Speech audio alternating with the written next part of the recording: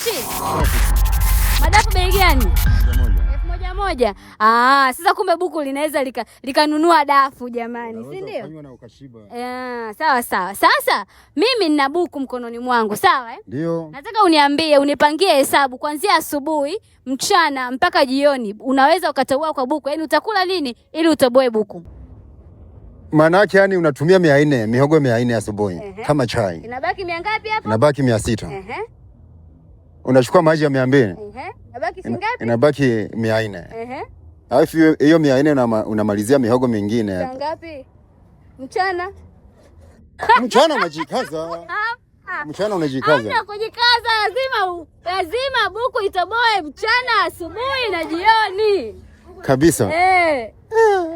Sasa mchana tunashindia maji.